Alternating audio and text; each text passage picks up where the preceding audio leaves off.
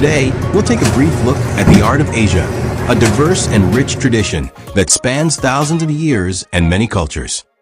From Chinese calligraphy to Indian sculptures and Japanese prints, Asian art reflects deep spiritual beliefs, unique techniques, and powerful stories.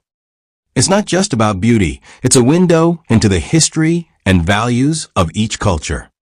Join us as we uncover the timeless artistry and enduring influence of the art of Asia.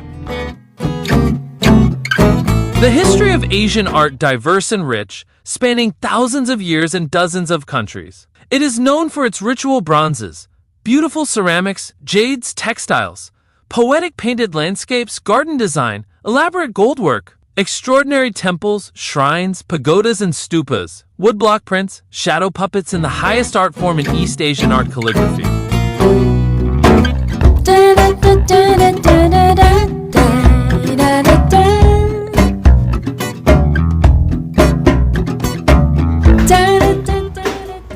The arts and crafts of East Asia are beautiful and meaningful parts of the culture of China, Japan, and Korea. Each country has its own special styles and traditions, but they also share some ideas because of their common histories and beliefs like Confucianism, Buddhism, and Taoism. In this topic, we will learn about the traditional clothing, paintings, calligraphy, music, and other forms of art that show their rich and creative cultures. So now we will discuss what are the characteristics of arts and craft in East Asia. But we will discuss first what are the characteristics of arts and craft in China. So as you can see in the picture, Chinese wear their traditional dresses in the Han period classical style fashion. Chinese traditional arts and craft often reflect their long history and culture pride. During the Han period, traditional dresses followed a classical style that emphasized elegance, formality, and symbolism. Their clothing offer feature following robes, sash, and detailed pattern represent nature, status, and beliefs. Chinese calligraphy. The art of calligraphy requires mastery of stroke of using the brush. One must be calm and without fear and doubt before I execute the lettering. Constant practice and control of handling the brush enable one to be an artist and a master. Chinese calligraphy, also known as Shufa, is a traditional Chinese art from that involves writing Chinese character with a brush and ink. It's more than just writing. It's a way to express artistry, individuality, and connect with Chinese culture. Calligraphy is highly valued in China, often considered the highest visual art form, more valued than painting. Chinese paintings. Painting is one of the oldest forms of visual art.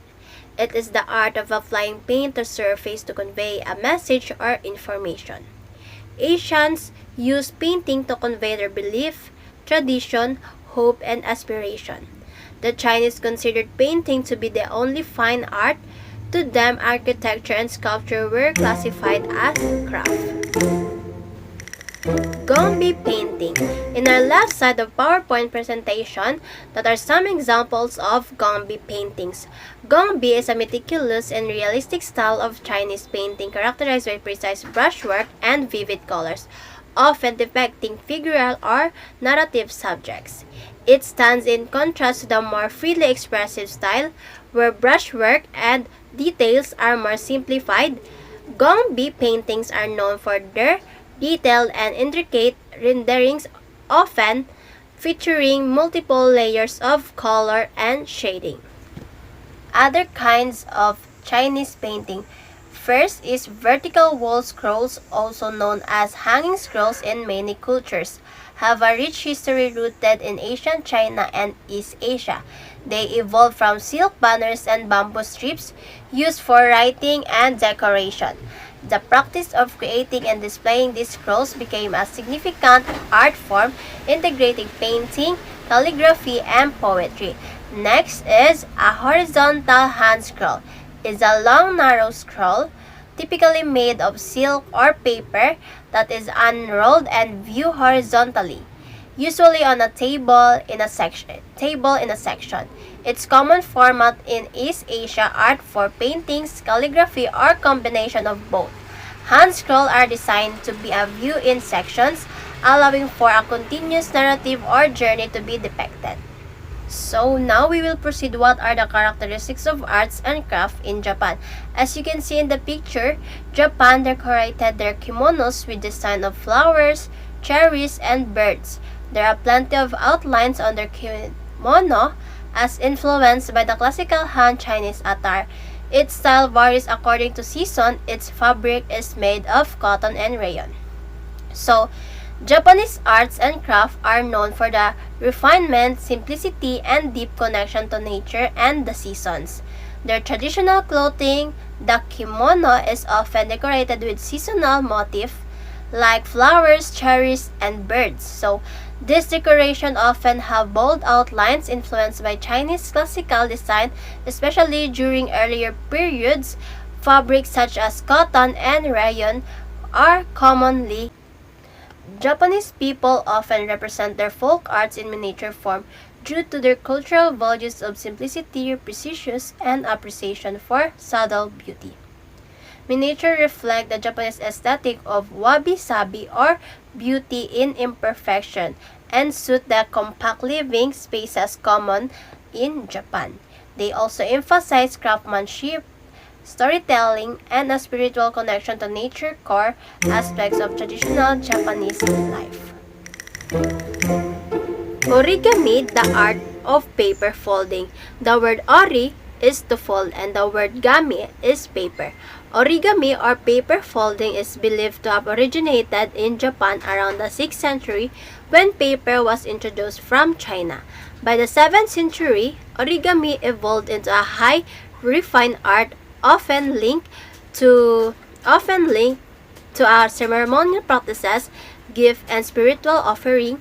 It doesn't require glue or scissors, making it minimalist art from that requires skills and patience. Woodblock printing began in Japan during the Edo period or in 1603 to 1868. Artists carved images into blocks of wood, applied ink, and pressed paper onto the block to create prints. These techniques, known as ukiyo-e, became highly popular, producing prints of landscapes. Face painting. Kabuki theater emerged in the early 60s and quickly became popular for its dramatic performance and colorful visual styles.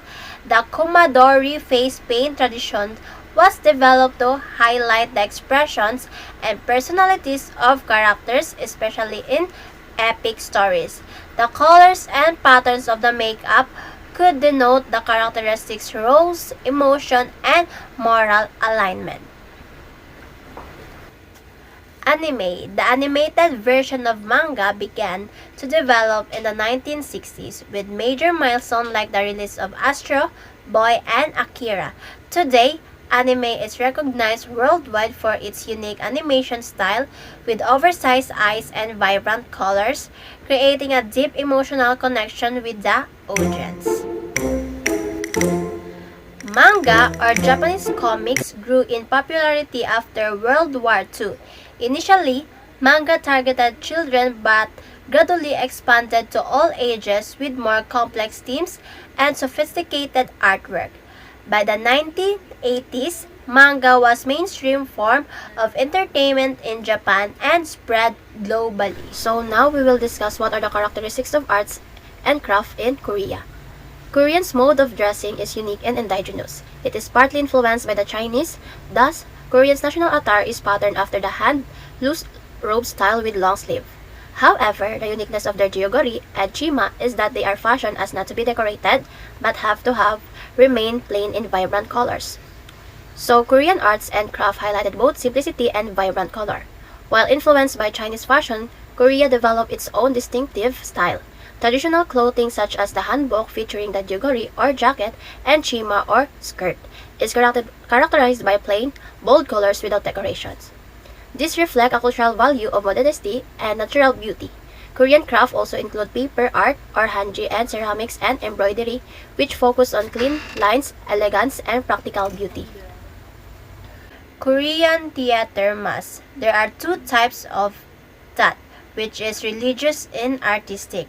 Religious mass are used to ward off bad spirit, and artistic mass are for theater shows and dance performance. So Korean mass is a traditional mass in Korea, have a long history, originating during the Three Kingdoms period, which 57 BCE to 668 CE. Mass were used in both religious ceremonies to ward off evil spirits and in theater performance. These makes were carved from wood, painted with vibrant color, and sometimes equipped with movable jaws for dramatic effect. So, Korean drums. Korean drums plays an important part in traditional Korean music ranging from folk music to royal court music. There are a wide variety of shape and size for use both in accompanying other instruments and in special drumming performance. So Korean drums have been integral to Korean music since ancient times. During the Joseon dynasty in 1392 to 1897. Different types of drum were used in both royal court music and folk music. These include large drum like jangu or hourglass-shaped drum and the buk or a barrel drum. So the rhythm and sound of Korean drumming reflect the country's spiritual traditions and agricultural roots. K-pop, short for Korean popular music, is a mainstream music genre from South Korea that includes various styles like pop, rock, hip-hop, and electronic music. Although modern K-pop emerged in 1990s, its root trace back to the 1950s and have been heavily influenced by Western, especially American pop culture. So K-pop emerged as a mainstream genre in South Korea in the 1990s with the rise of boy bands and girl groups like Seo Taiji and EXO and Hot. This genre quickly grew into a global phenomenon in 2000, blending Western pop, hip-hop, electronic music, and traditional Korean elements. Today, K-pop has become a dominant force in global music, influenced fashion, language, and youth culture world.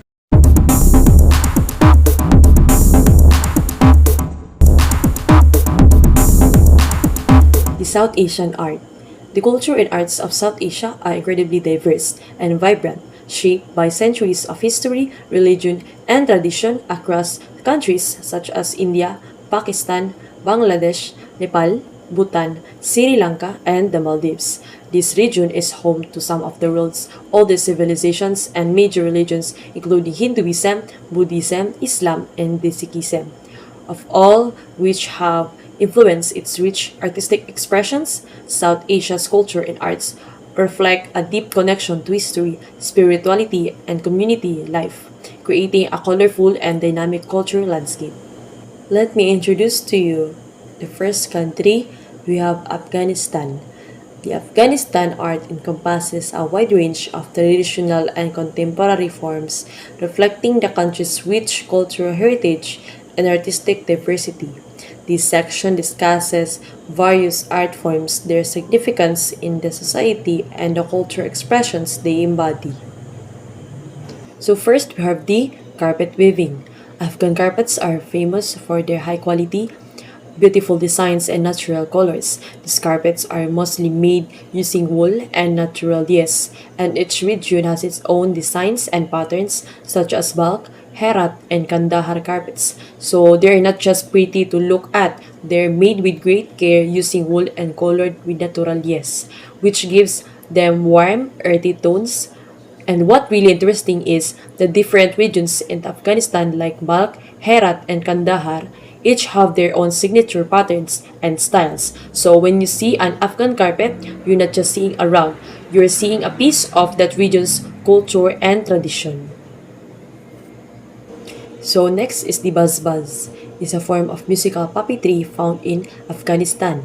The puppeteer manipulates a markworm marionette goat puppet while playing a dambura drum simultaneously. So it is a unique performance where the puppeteer brings a goat puppet called a markor to life while also playing a dambura. So it's a kind of a string instrument, not a drum at same time. So the movements of the puppet and the rhythm of the music are perfectly synced creating a fun and lively show that blends storytelling, music, and skillful puppetry. So it's a fascinating part of Afghan culture. Glazing. Herat is one of the main centers of glassmaking art in the Afghanistan. The glasses produced in this region are famous for their various colors and beautiful designs.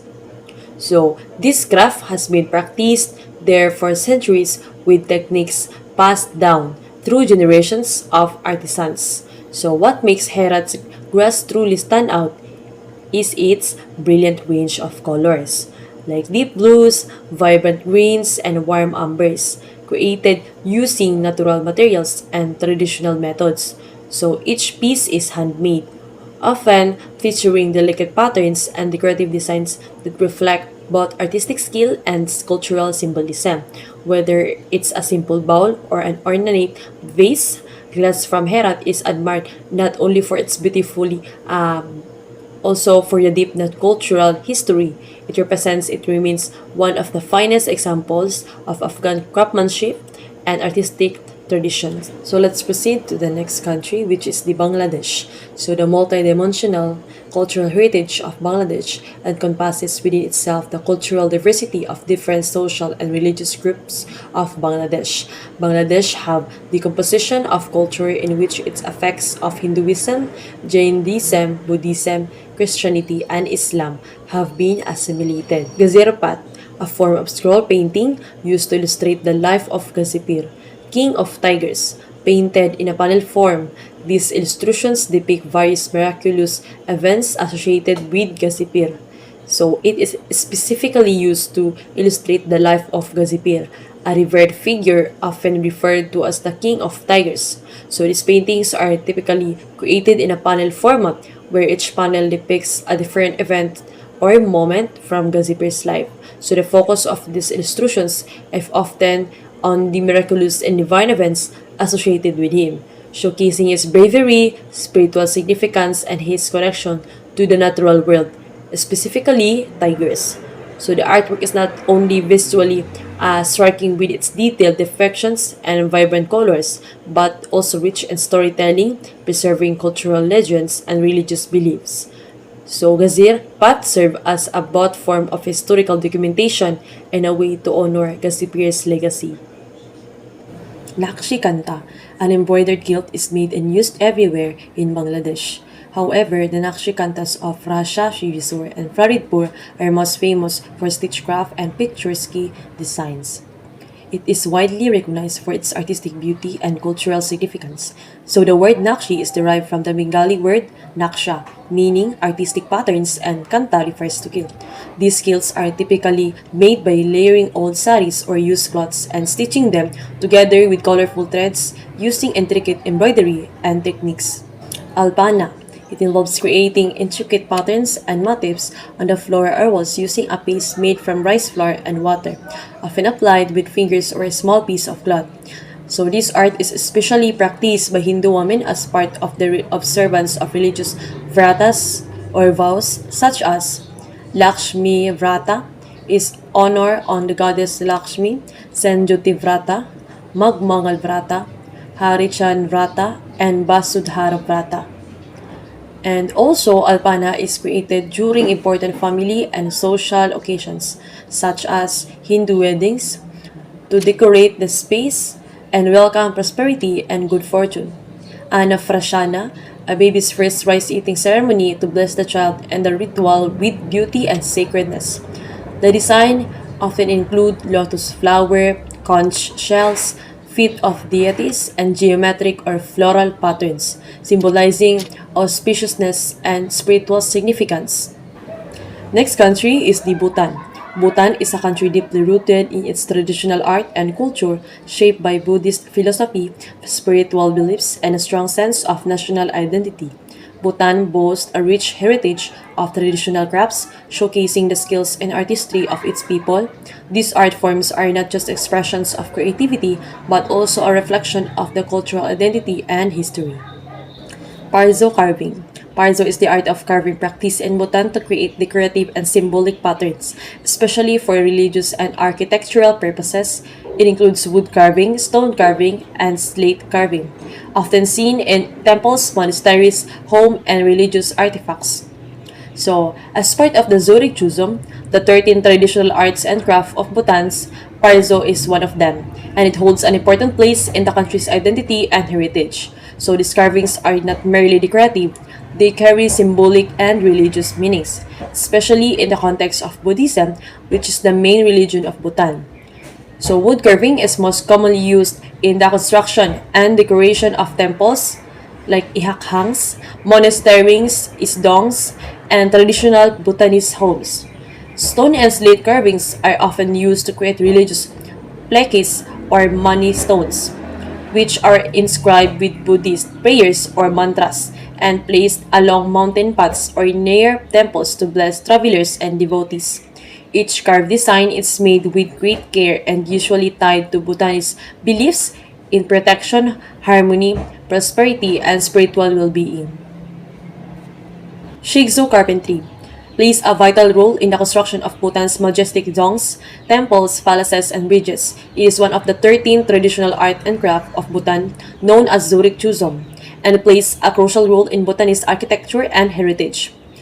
The carpentry is essential in building the country's most iconic structures, including dzongs, fortress, monasteries that serves as both administrative centers and monastic institutions, temples, islakhangs, spiritual spaces for worship and meditation, palaces, residences of royalty that reflects Bhutanese elegance and cultural pride, traditional bridges, the basams, beautifully crafted wooden bridges often seen near dzongs and rural areas. So what makes Bhutanese carpentry unique is that it is traditionally done without nail. Instead, skilled carpenters use wood joinery techniques to connect beams and parts, ensuring both strength and beauty. Shagsu wood turning. Shagsu, the art of wood turning, is a tradition practiced by the people of eastern Bhutan in Trashiangche. So, it is a highly skilled craft that involves shaping wood into smooth symmetrical forms using a lathe. Shagsu is especially practiced in eastern Bhutan, particularly in the district of Trashiangche, which is renowned as the cultural center for this art form. Shagsu artisans create a variety of traditional wooden household and ritual items, including the dapas, a wooden bowls, pubs, cups, lungs, a wooden containers, sangfors, incense burners, chogsams, and offering bowls. Jinzu sculpting is one of the oldest forms of craft dating back to the 17th century. Jinzu includes making a religious statues and rituals objects, clay masks, and pottery, and construction of buildings using mortar, plaster, and ram earth. So it is a versatile art form involving both fine detail work and large-scale construction, and it's practiced by skilled artisans known as jinzops. So jinzo is most commonly associated with the creations of religious statues and ritual objects. Jinzo also includes the making of clay masks used during Buddhist religious festivals, the chechus, and dance performances. These masks represent various deities and mythical figures and are essential in Bhutanese ritual theatre. Beyond sculpture, Jinzo plays a role in building, construction. Traditional Bhutanese structures often use ram earth, clay, mortar, and plaster as foundational materials. So let's proceed to the next country, which is the Nepal. So Nepal is a landlocked country located in South Asia, nestled between India and China. With its diverse geography, ethnic groups, and historical influence, Nepal boasts a rich cultural heritage and vibrant artistic traditions that reflect its unique blend of Indo-Aryan and Tibeto-Burman cultures. Dhaka weaving. This traditional weaving technique, which is originated in the Tera region, is known for its intricate geometric patterns and vibrant colors. Dhaka fabric is used in various clothing items and accessories, reflecting Nepali fashion and cultural identity. The dhaka is a hand-woven cotton fabric produced using a manual loom. The weavers skillfully create colorful, symmetrical, and detailed patterns, often involving combinations of red, black, white, green, and other bold colors. Each piece of Dhaka fabric is unique, with designs that reflect traditional motifs, local beliefs, and cultural stories. So, in cultural importance, the Dhaka fabric is a symbol of pride in Nepali tradition. It is commonly used to make Dhaka tupi, a traditional Nepali cap, often worn by men on formal or national occasions, and scarves, shawls, and stoles, saris and blouses, and kurtas and jackets.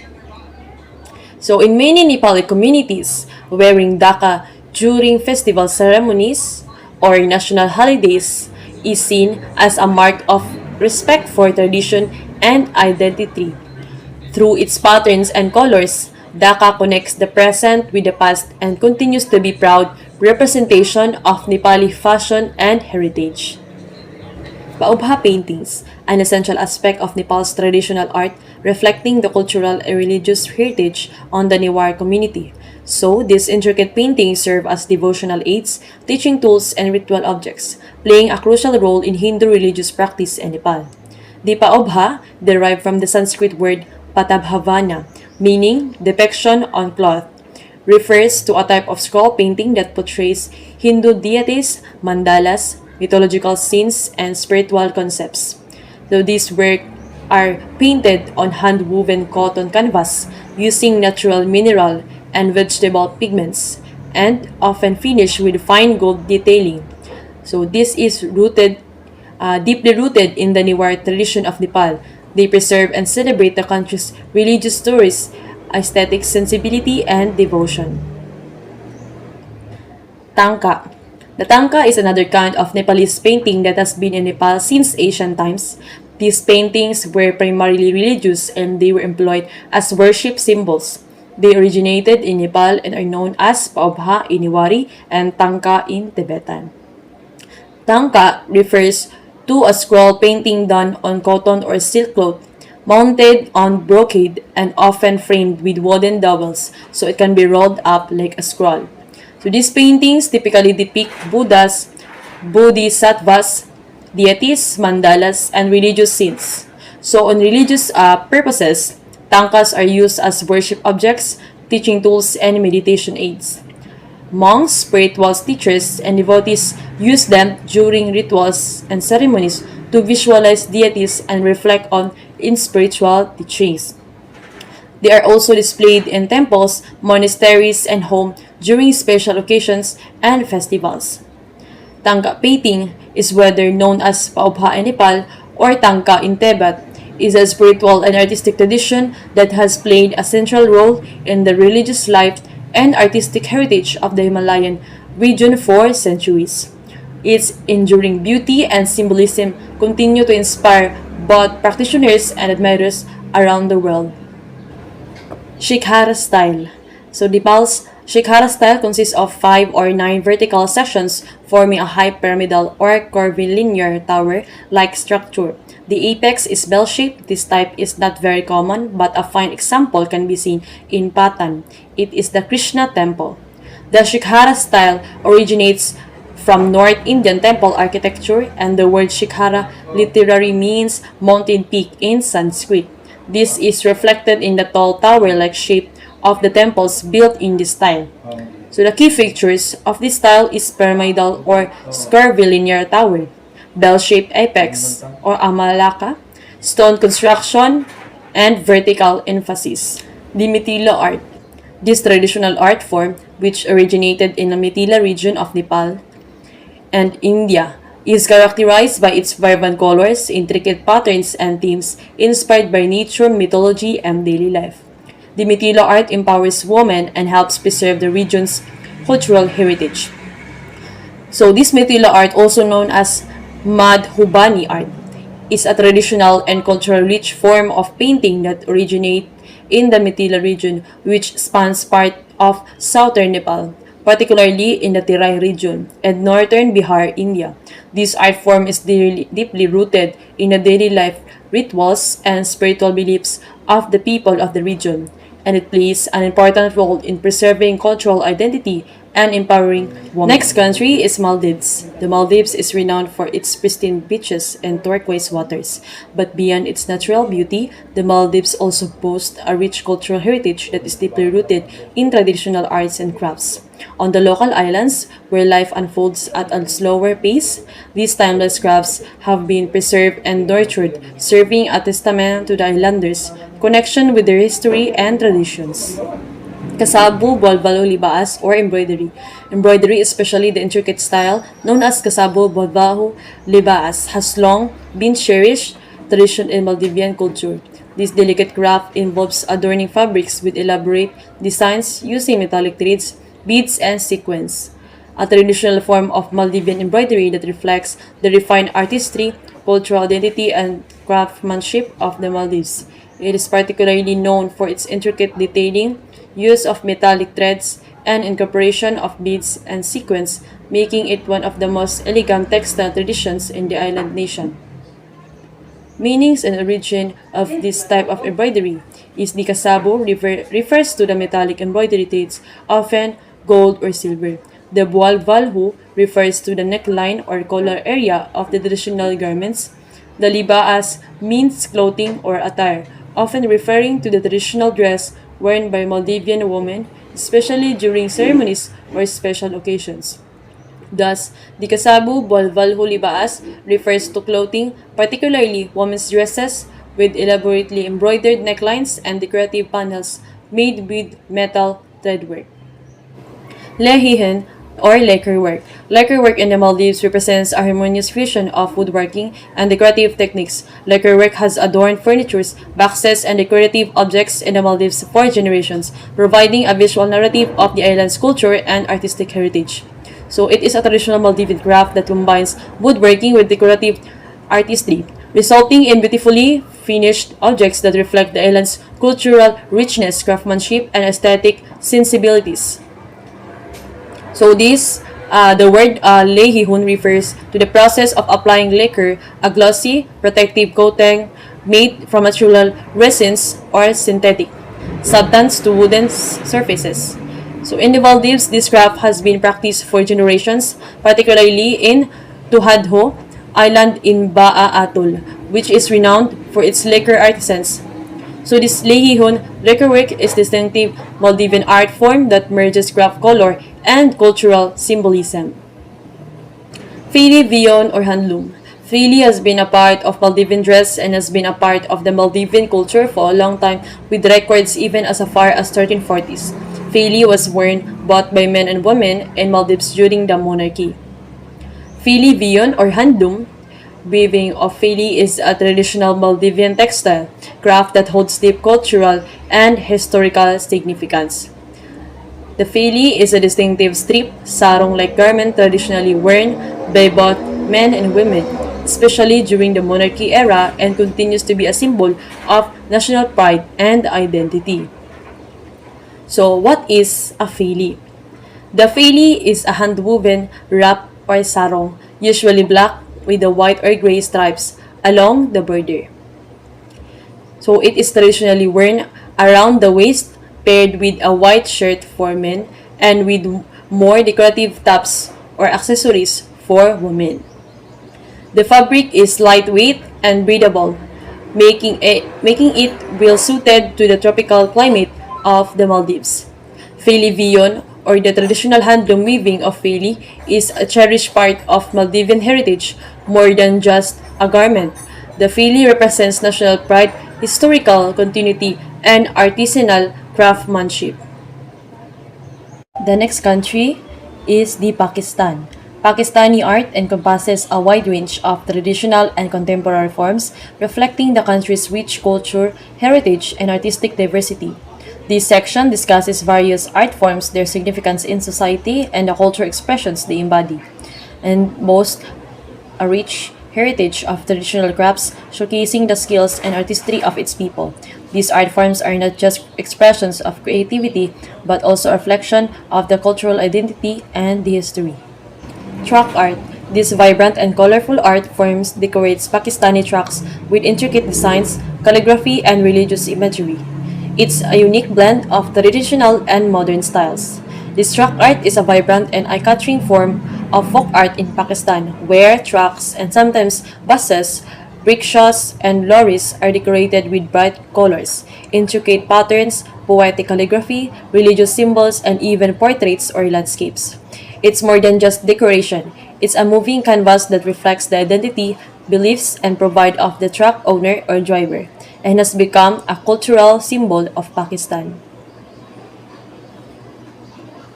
Kusa. Kusa is like a collage of Pakistani culture that is made from leather and embroidered with traditional motifs and mirrors to create utterly unique footwear. So this kusa is a traditional form of handcrafted footwear from Pakistan known for its intricate embroidery, rich cultural symbolism, and artistic flair. So what is in kusa? Or what is kusa? So kusa are flat, slip-on shoes typically made from leather with no left or right distinction. They mold to the feet over time. So these shoes are especially popular in Punjab and Sindh but are worn throughout Pakistan and northern India. So traditionally worn by both men and women, they're often seen at weddings, festivals, and cultural events. Kusa is more than just footwear.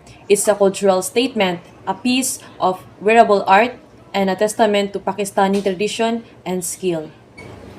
Camel lamps. Camel lamps are a beautiful creation of the deserts of Kulistan and Multan. They are made from camel skin and then painted over, creating an aesthetic art piece that is not found anywhere else. The porous skin of camel lights up your room, creating a shadow of a desert night. These are exquisite handcrafted lanterns made from treated camel skin, primarily originating from the desert regions of Kholistan and Multan in Pakistan. These lamps are a unique form of desert folk art known for their translucent glow, intricate hand-painted designs, and their ability to bring the mystery and beauty of the desert night into the modern homes. Origin and this tradition of camel lamps come from the Kholistan Desert and Multan regions in southern Punjab, known for their rich handicrafts traditions and centuries-old Sufi cultural heritage. Blue pottery.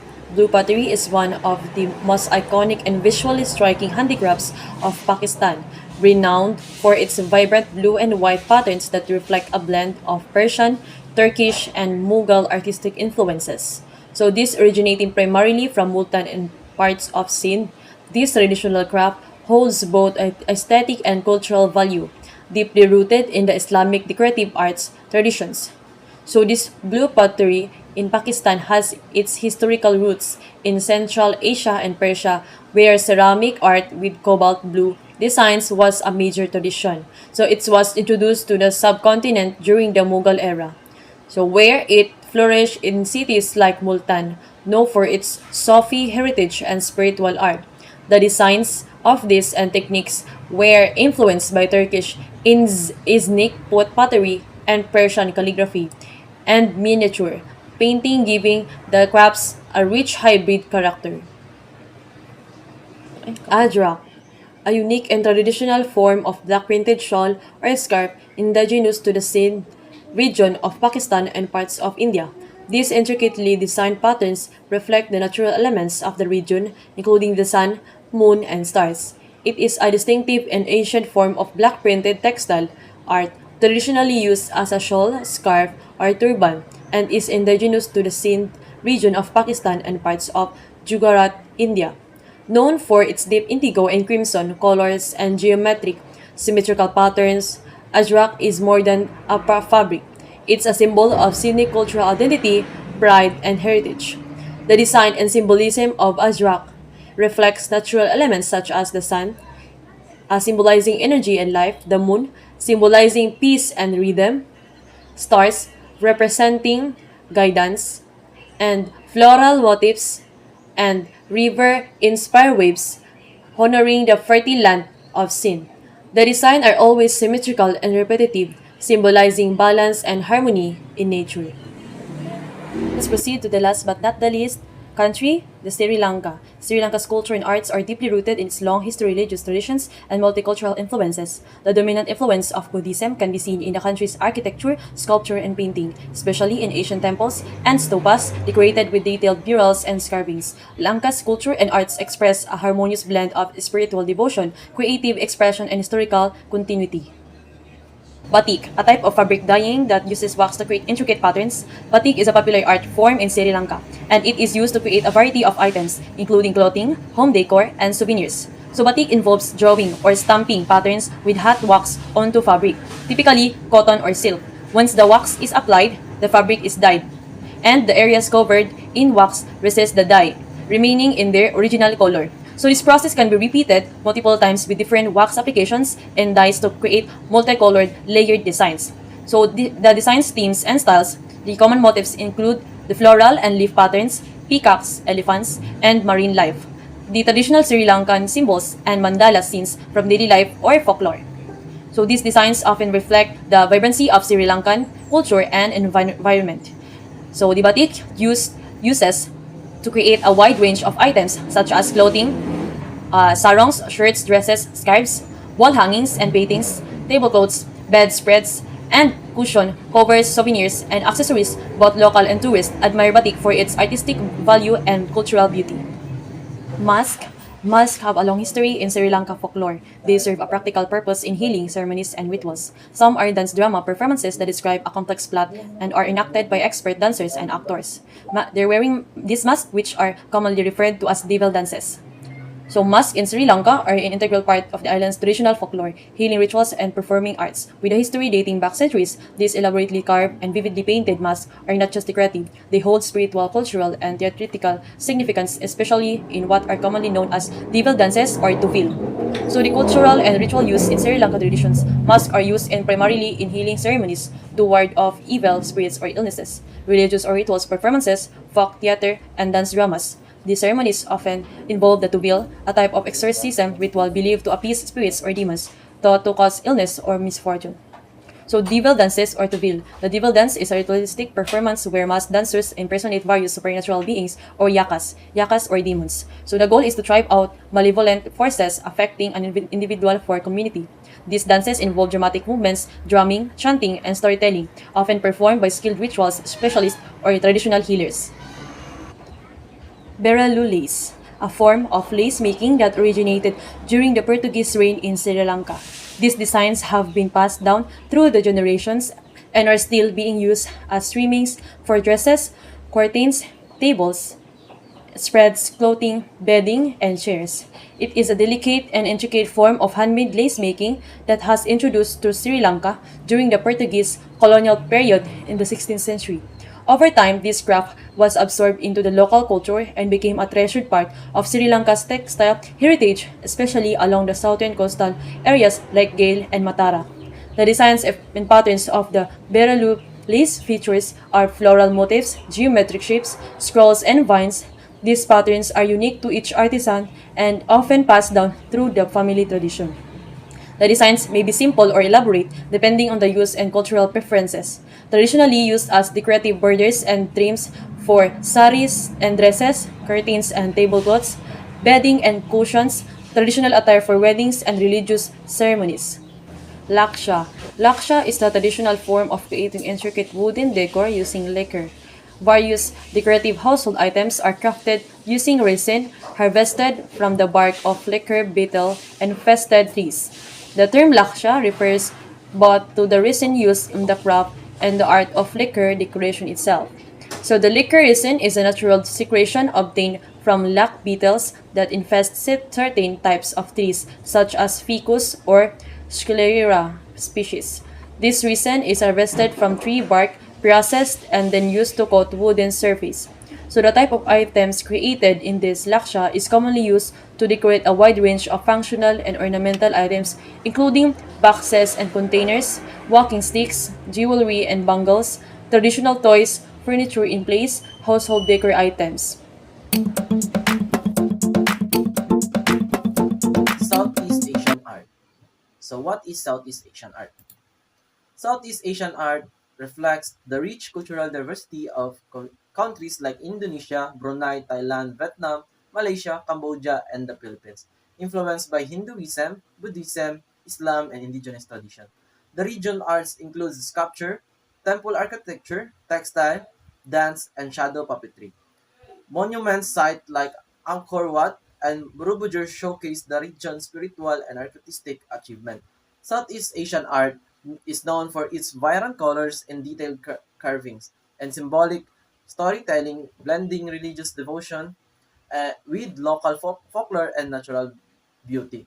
This is a short, brief history of the Southeast Asian art. So let's proceed to the Indonesia.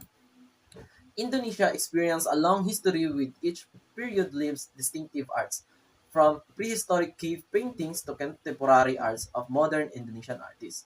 So we have here the batik. Batik, the most common fabric and in some Southeast Asia.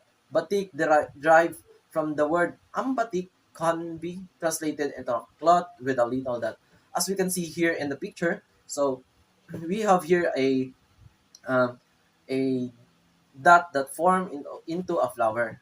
So batik have a traditional colors from central Javanese batik were made from natural and ingredients consisted primarily from brick, blue, brown, and black.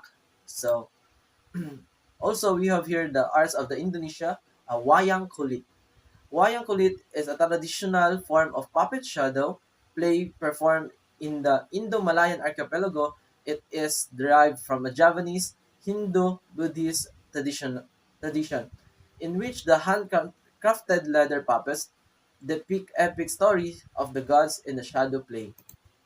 So, wayang kulit. The elements of wayang kulit performance, puppetry of dalang, and the teachers, usually men, one who entertains the gamelan, a traditional Indonesian orchestra. Its job is to accompany of the puppetry story engaging music. Also the shadow puppet or wayang kulit, traditionally made out of a cow hide. Okay, let's proceed to the paintings of the Indonesia. The Marus Regency. South South Sulawesi, the earliest example of Indonesian paintings are the prehistoric caves painting found around 10,000 BCE. As you can see, this is the painting in the picture. So they they cannot use they paint in the stone, and you can see is as you can see they also they also use red colors.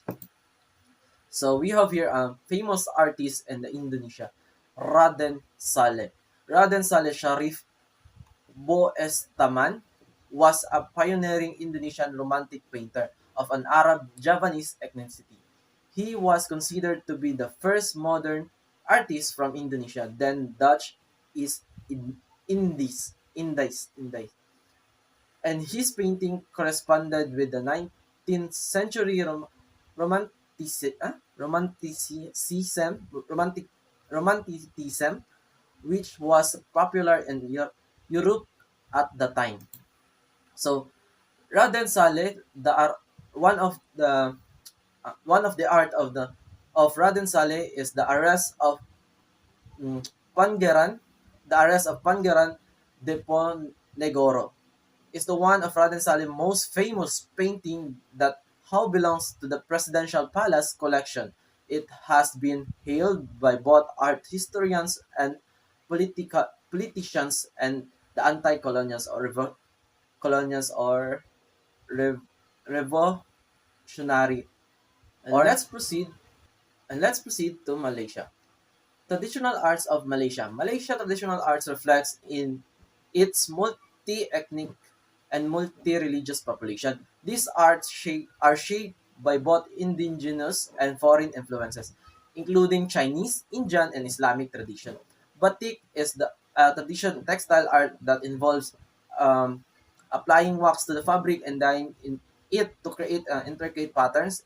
It is particularly famous in Malaysia for its bright colors and floral motif.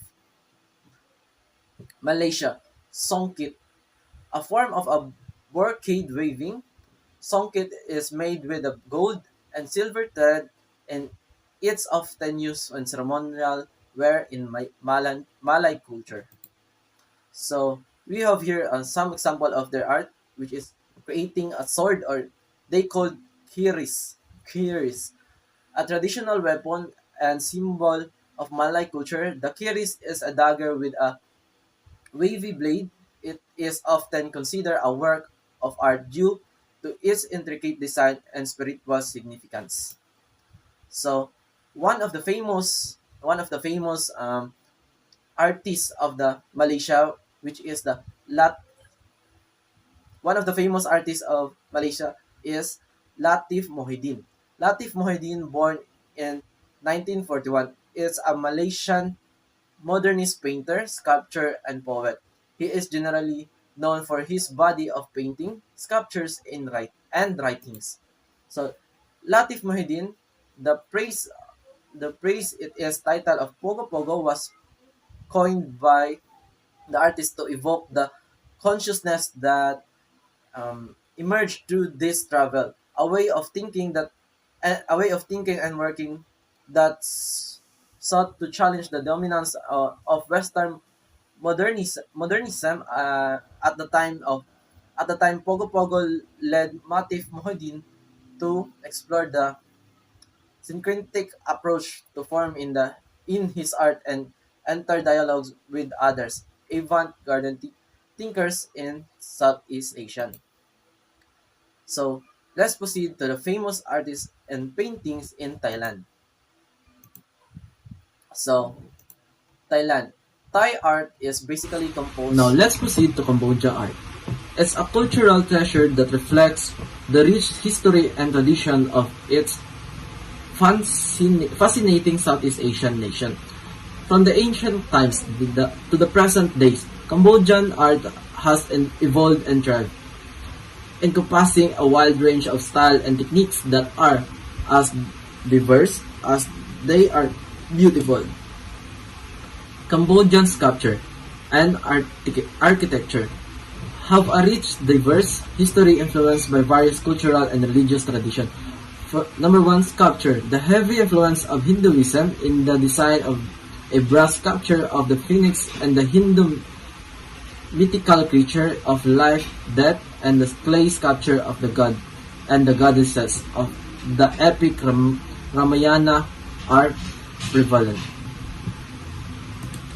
So, example of sculpture in Cambodia, and in 12th century Brahma with missing book of the water pot.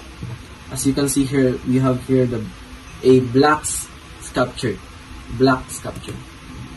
In his hand, Brahma is often depicted holding 5 objects: a rosary, symbolize time; a water pot showing the potential of flower creation; a spectre is the form of a spoon representing the pouring of holy oil during prayer, showing that Brahma is the lord of sacrifice. Example of architecture of Cambodia: Wat Mahathat.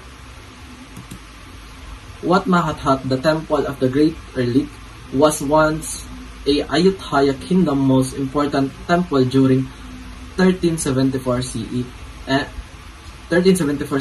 to 1767 CE. Wat Mahathat sheltered the kingdom's most precious Buddha relics and was the seat of Thai Buddhism, supreme patriarchal. The Angkor Wat Angkor Wat is one of the architecture marvels of Asia. Is a vast royal shrine that was built by the Khmer kings in the 12th century. It is famous for its temple decorated by the super bas-relief carvings. Its walls are huge and its wide processionally ways are lined with splendid sculpture. Myanmar has 2 complex of technique of weaving. So the first one is Ikat technique, It's quite complex and it produces pattern fabric which is diverse and vary by the region.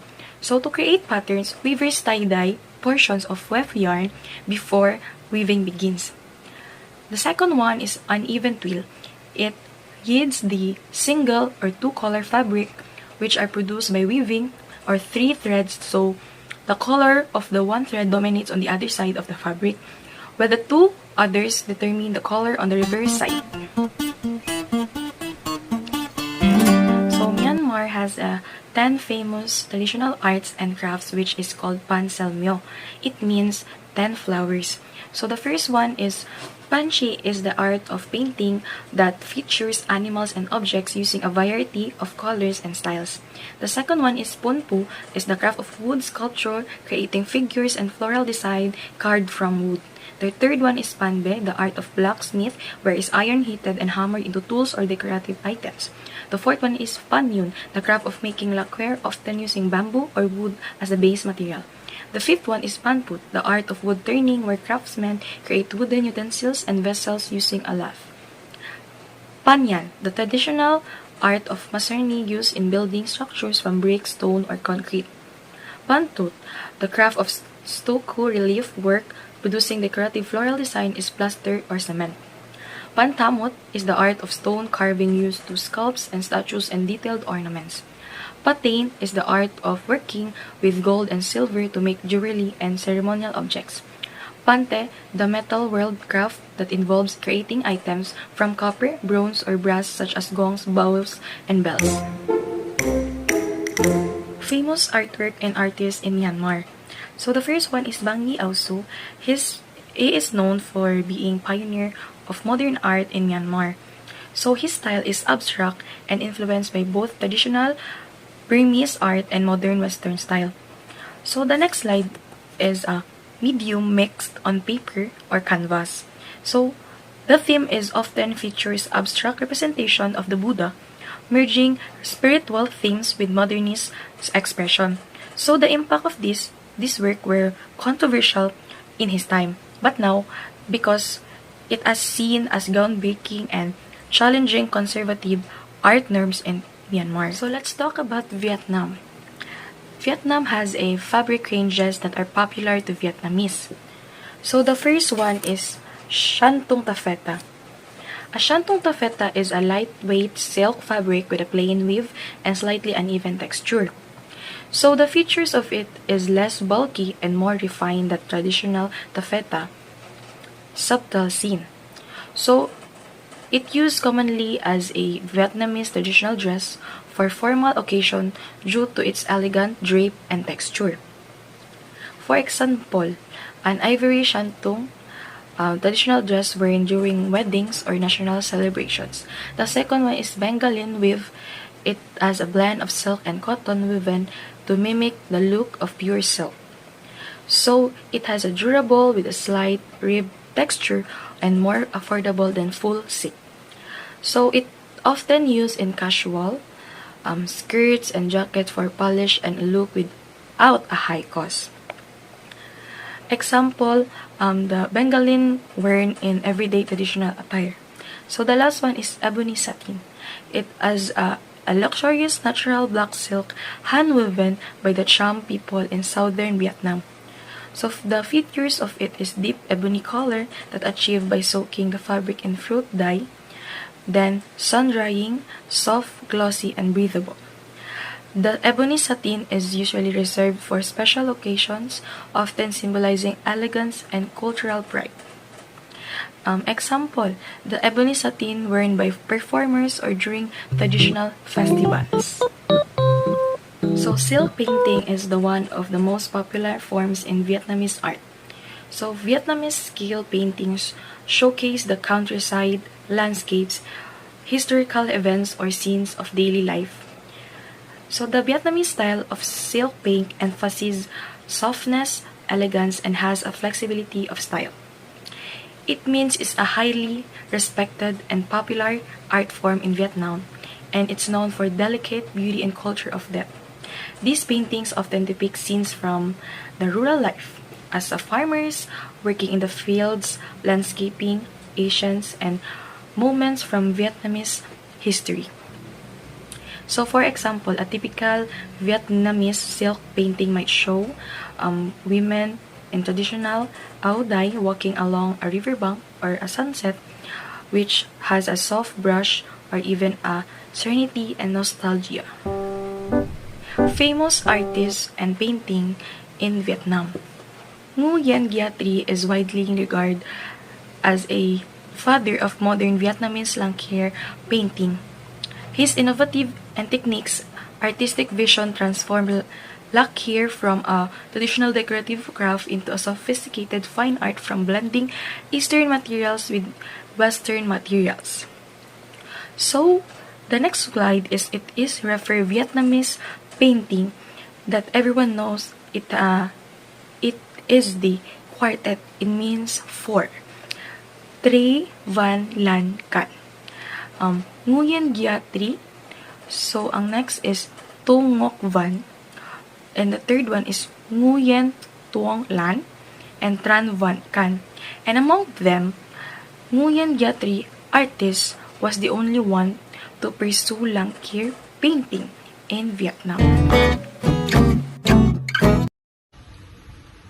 Brunei has a unique fusion of Islamic and Asian culture, which appears in its traditional arts and crafts. The country has a dozen of handicrafts shop which offers a comprehensive selection of the many items produced in the country. These crafts not only showcase the intricate techniques but also provide insight into our daily lives and traditions of Brunei communities. Waving Tanunan. Tanunan, the traditional art of waving, produce beautiful textile made from silk or cotton. These fabrics are often used to the traditional attire like the baju kurung as a ceremonial gift. So, ginabuhat nila ni nga kuan nga fabric para pang gift sa mga tao or sa mga bisita nga nag-adto sa Brunei. Songkok. Malay style caps. The songkok is the traditional cap worn by the Malay men, especially during the religious and cultural events. Brunei craftsmen create this cap with attention to detail using a highly quality material. So, famous artists and paintings in Brunei. One of the artists of the Brunei, which is PG Timbang. From this description, that XC is called the life first online. He appears to be an artist preoccupied with transferring the hustle and bustle of Brunei Darussalam as well as the Brunei traditional crafts. To his canvas, his technique is very meticulous. He cuts out little ornamental piece and then put them together into the intricate mosaic like that one in the picture. So this is called the life one. So you see that mga paper nga gipangkat niya, so ginabuhat niya yung mosaic as a art of the Brunei. So now let's talk about Singapore. Singaporean art encompasses a wide range of visual art forms influenced by islands' rich history and diverse cultural heritage. It includes indigenous art from Malay archipelago, which reflects local traditions and beliefs and was shaped by the island's early cultures. So over time, the arrival of various immigrant groups, including Chinese, Indian, and European settlers, brought a new artistic practice and styles to Singapore. So diverse influences led to a fusion of techniques and themes in Singaporean art, resulting in a unique blend of traditional and contemporary forms. The evolution of Singaporean art, it reflects both the nation's history of migration and the ongoing development of its modern identity. So now let's talk about the famous paintings in Singapore. The first one is Life by the River by Liu Kang. Life by the River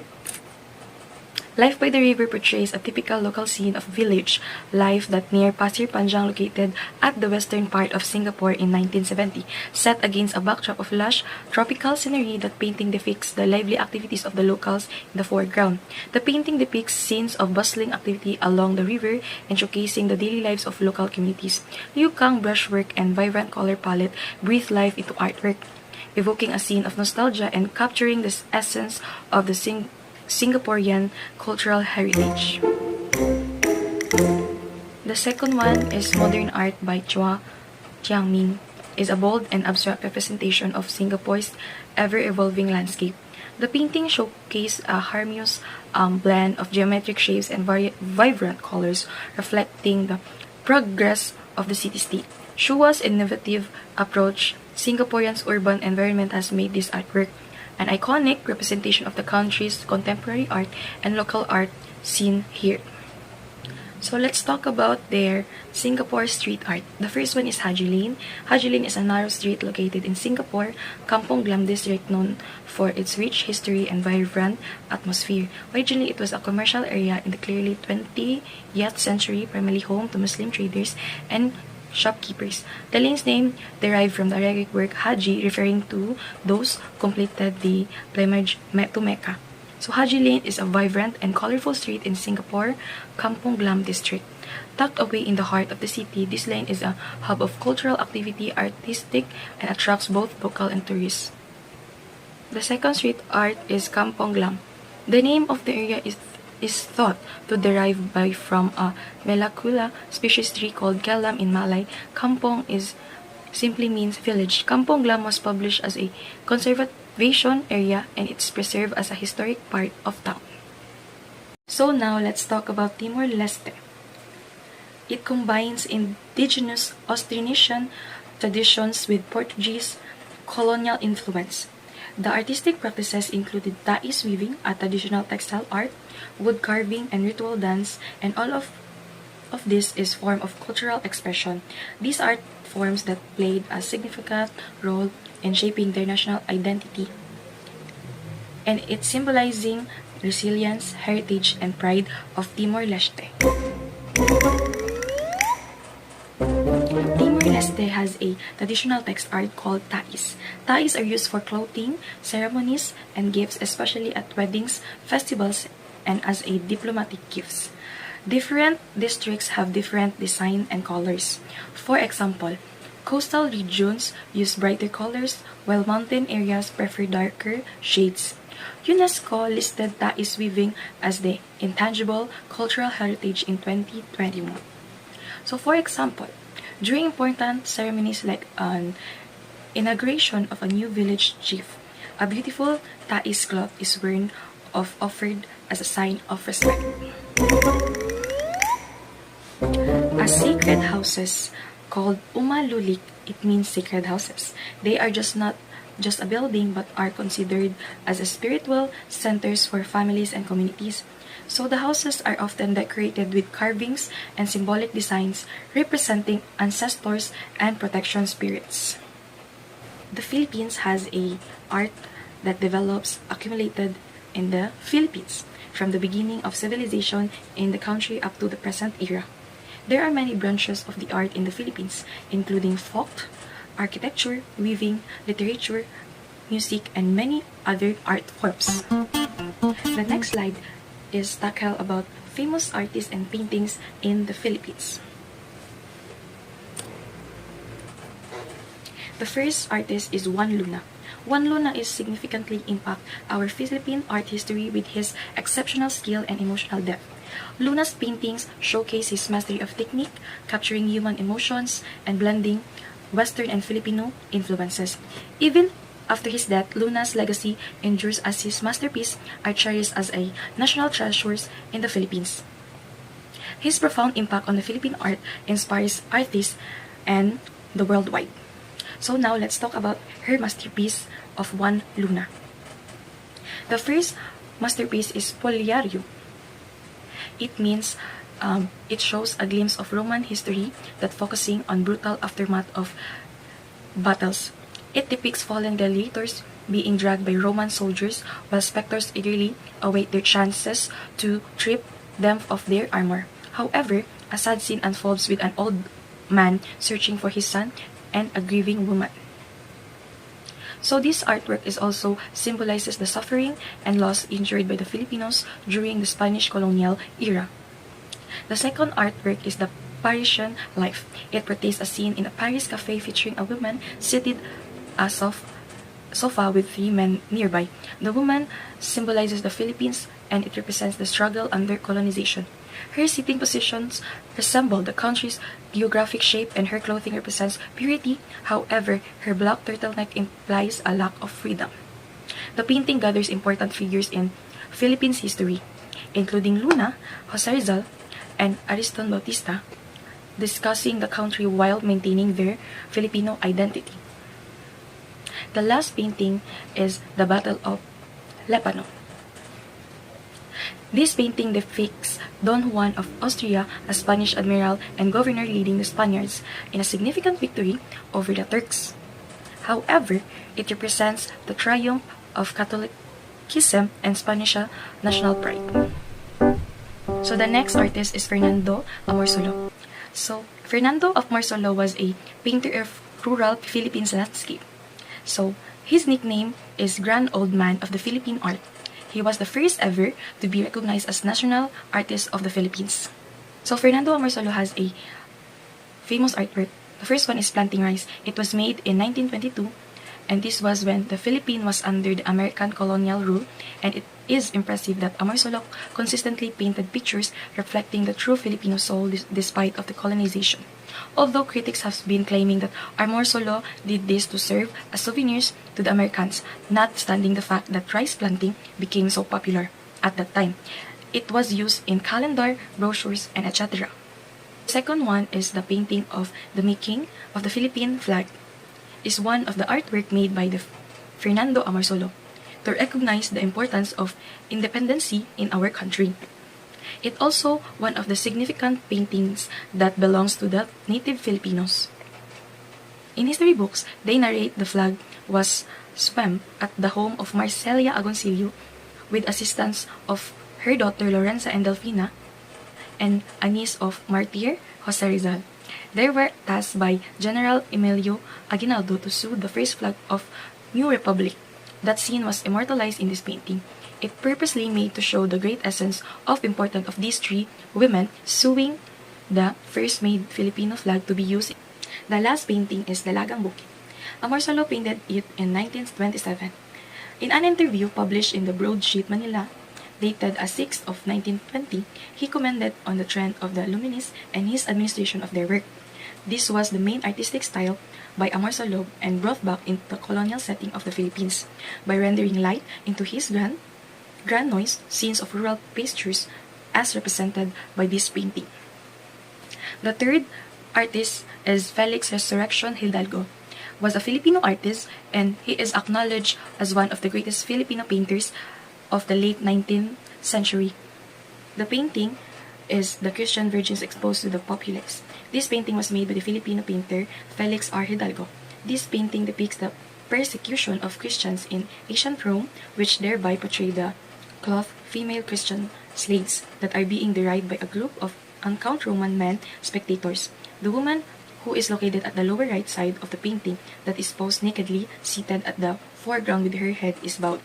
So those helpless women in the painting who are looking up to heaven for the divine intervention that does not save them from their experience of them. Benedicto Cabrera, or also known as Bencab, is considered a Filipino painter of his generation. Primarily figurative, Cabrera's work often depicts women, occasionally men wrapped in swirling bundle fabrics and capes. As you can see, untitled from the Larawan series 2003, this is one of the famous artwork of Benedicto Cabrera.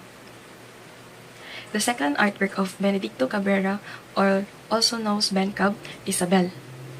Belle was inspired by Cabrera's encounter with homeless individuals wandering the streets of Manila. The character of Belle embodies the collective experiences of these figures, serving as a reminder of a woman. Mauro Malang Santos. Mauro Malang belonged to the group artists who took inspiration from folk art and works characterized by geometric shapes, simplified figures, festive colors, and decorative forms.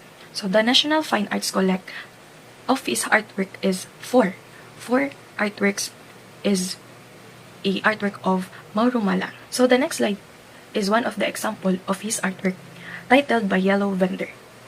So Yellow Vendor is example of his rare acrylic on canvas. This painting is masterful, delightful, composition is in a very way of unique. A testimony to the lasting imprint of Malang has made on the Filipino last artist of the Philippine art. Carlos Botong Francisco, or also known as Botong, was responsible of revolutioning the fine arts of landscape of the Philippines. So the next slide is one of his artwork titled Magpupukot. So this artwork is one of his famous painting is Magpupukot means pulling in the net. Paintings the lives of fishing community was one of Botong's favorite subject, and Angono is his hometown where he was based was a fishing village also.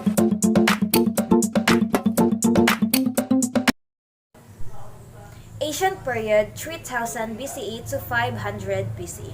During the Asian period, spanning approximately from 3000 BCE to 500 BCE, early civilizations demonstrated remarkable artistic and cultural development.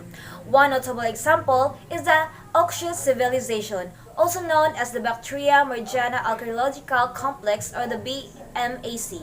This society was known for producing sophisticated stone sculptures, exquisite gold jewelry, and religious artifacts that reflected their beliefs and social structure. Nomadic tribes such as the Saichens also contributed significantly to the artistic legacy of the time.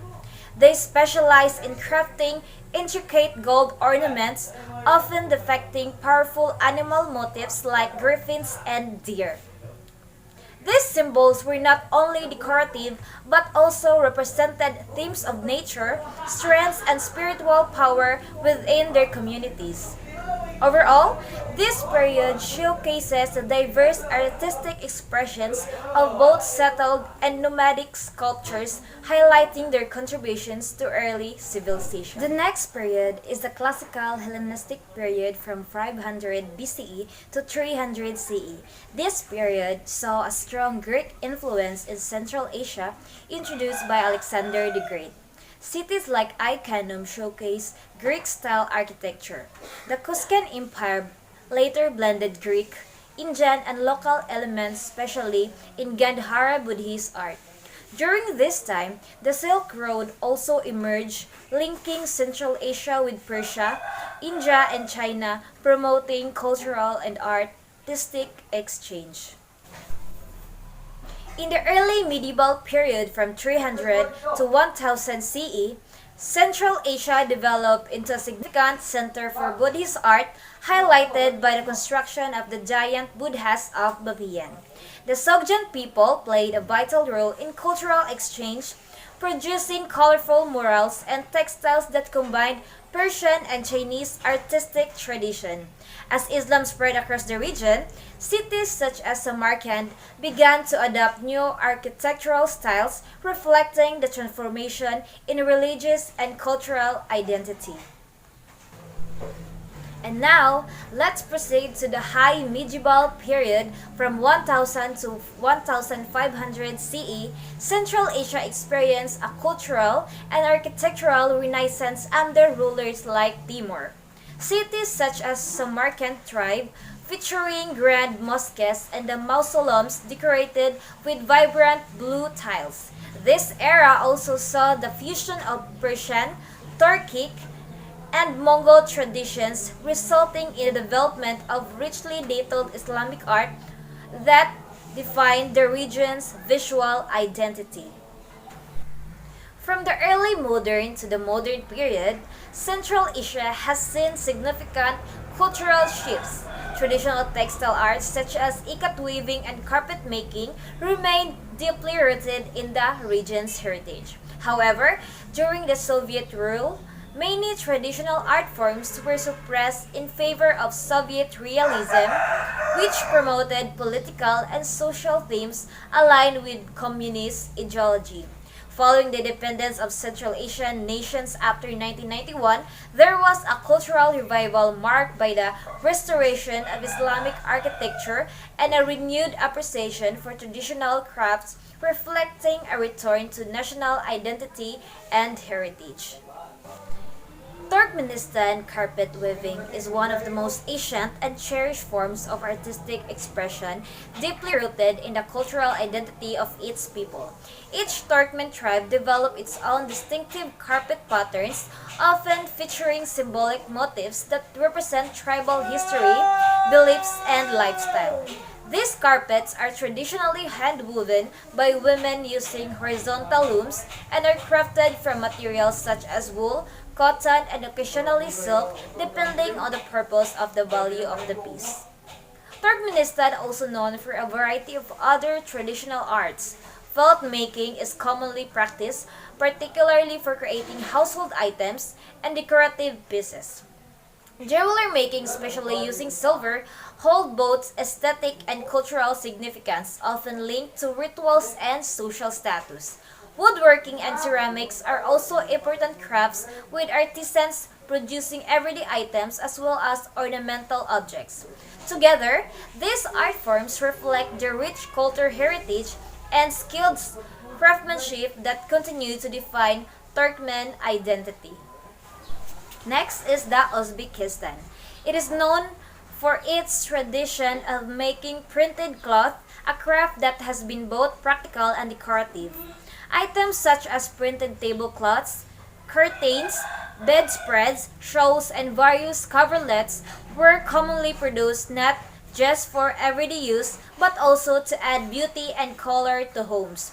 These textiles often featured bold patterns and vibrant colors, reflecting the rich cultural heritage of the Uzbek people. And now, let's proceed in Kazakhstan.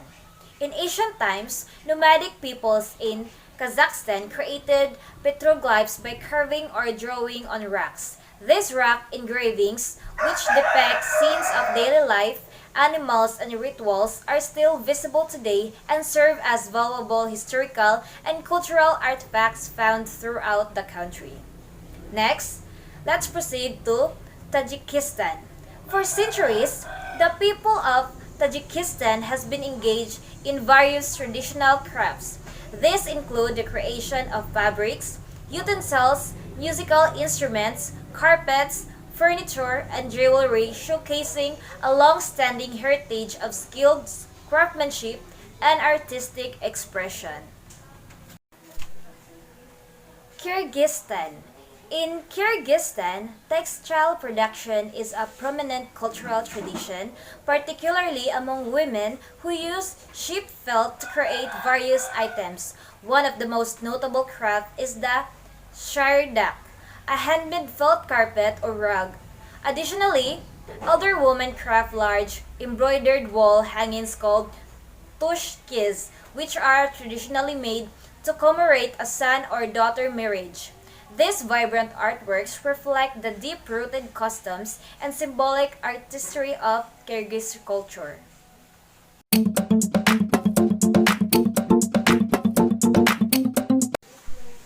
Asian period from 3000 BCE to 500 BCE. During this time, the great Mesopotamian civilizations such as the Sumerians and Akkadians developed some of the earliest forms of artistic expression. They built ziggurats, step temple towers dedicated to their gods, symbolizing the connection between heaven and earth. Next is the cylinder seals, small engraved objects rolled over the clay to leave an impression, were used for administrative and decorative purposes. Additionally, bas-reliefs or shallow carved images on walls depicted religious rituals, battles, and royal accomplishment in detailed symbolic forms.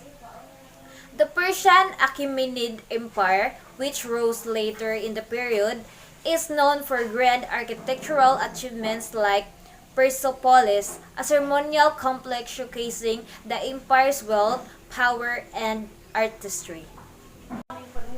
In classical Hellenistic period, 500 BCE to 300 CE, in this era, Persian art continued to emphasize imperial power, often through grand palaces, elaborate carvings, and luxurious materials. After the conquest of Persia by Alexander the Great, Greek artistic ideals, especially naturalism, and proportion began to influence Persian art. This resulted in a blend of Eastern and Western styles, combining traditional Persian themes with more lifelike human representations and balanced compositions, especially seen in sculpture and decorative arts. So now let's talk about the arts from the different ancient regions of West Asia, which is first the Mesopotamia. So this is the modern Iraq and parts of Syria. So they have an architecture which is the Ziggurat of Ur, which is a massive step temple built by the Sumerians using mud brick designed as a bridge between the gods and humans. And also, they have sculpture and reliefs, which is first the Stele of Hammurabi, a basalt monument inscribed with one of the earliest known law codes, combining text with symbolic relief showing Hammurabi receiving laws from the sun god. And also, they have the Assyrian palace reliefs, which is carved panels from palaces depicting kings, battles, hunting, and demonstrating power. And also, they have luxury arts, which is first the cylinder seals, which is a small engraved stones rolled over clay to mark property or narrate mythological stories. And also, they have lamasu, which is a massive winged bulls with human heads placed at palace entrances, symbolizing protection and authority. And next, the Persia, which is now the modern Iran. So they have an architecture, which is the Persepolis, a vast Archimedes ceremonial complex with tall columns and detailed stone reliefs showing tribute bearers and delegations. And also, they have the Shah Mosque of Esfahan, a stunning Safavid mosque with a richly tiled blue dome and intricate calligraphy. And also, they have sculpture and reliefs, which is the Tak-e-Bostan reliefs, which is a large rock reliefs from the Sasanian period depicting royal investitures and hunting scenes. And they also have a Padana reliefs, which is found at Persepolis, which shows dignitaries bringing tribute to the Persian king, reflecting imperial power. And also they have painting, which is the Persian miniatures, which is a delicate, small-scale manuscript illustrations often vibrantly colored, which is popular in the Timurid and Safavid areas. And also they have textiles, which is the Safavid carpets, which is a luxurious silk and wool rugs with intricate floral and medallion patterns, which is highly valued in international trade. And also, they have the calligraphy, the Islamic Persian calligraphy, which is especially the Nastatic script developed into a refined art form in manuscript decoration. And next, the Anatolia, which is now the modern Turkey, and they have architecture, which is called the Blue Mosque, or also known as Sultan Ahmed Mosque, which is a Ottoman architecture at its peak, with a harmonious cascade of domes and a stunning interior covered in blue tiles. And also, they have the Seljuk Mosque of Konya, which is in the early Islamic stone structures featuring geometric and floral designs reflecting Seljuk artistic and sensibilities. The Anatolia ceramics, from the name itself, is Nik, the region from Western Anatolia or Turkey. Flourished during Ottoman Empire 16th century. Usually materials used are quartz with white slip and clear gaze. Common design of these are more on floral. Next, you have the Anatolia calligraphy. Seljuk and Ottoman periods. Common uses are more on mosque, Qurans, official documents, imperial signatures. This is the key element of Islamic art in Anatolia. It valued for spiritual and artistic beauty. Next, you have the Anatolia textiles from 14th to 19th centuries. It uses for court garments, turbans, kaftans, furnishings, and ceremonial banners. This is the symbol of wealth and power, and it is also exported globally. Next, you have the Anatolia manuscripts. The content of these are Qurans, scientific texts, poetry, history, and legal documents. It was preserved for Islamic knowledge, Ottoman culture, and artistic traditions. Next, we have the Arabia architecture. We have Kaaba and desert fortresses and mosques. Periods are from ancient time to Islamic era. These kind of art are the foundation of a broader Islamic architecture. It focuses on community, spiritually, and also climate adaptation. Next, we have the Arabia calligraphy. This is the oldest form of Arabic script. Common style of these are angular, geometric, bold, and clear. This is also a symbol of sacred beauty and Islamic identity. Next, we have the Arabia art forms. Oral poetry as art. This is about storytelling, tribal pride, praise, satire, and also moral lessons. We have the geometric patterns. Purpose of this is to reflect unity, balance, and the infinite nature of creation.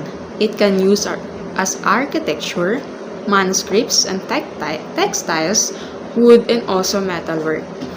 And Levant, we have the Great Mosque of Damascus, one of the oldest and most important mosques in the world. This architecture sets the model for the later mosque designs across the Islamic world. And next, you have the Maya desert palaces, built during 8th century, and the purpose of these are for royal retreats, agricultural, and forts. Next, we have the Levant painting, early 8th century paintings. It depicts royal, mythological, and the everyday scenes. It showcases a rare example of art in early Islamic culture. Next, you have the Levant sculpture. It depicts gods, mythological scenes, and also the daily life. It also reflects their luxury trade, both religious and cultural exchange. Next, you have the Levant glass work. This features geometric pattern and luxurious designs that reflects the region's advanced craftsmanship and cultural sophistication. And next, you have the Levant metalwork. It features engraved calligraphy, geometric patterns, and floral motifs that can be seen in trays, bowls, and vases.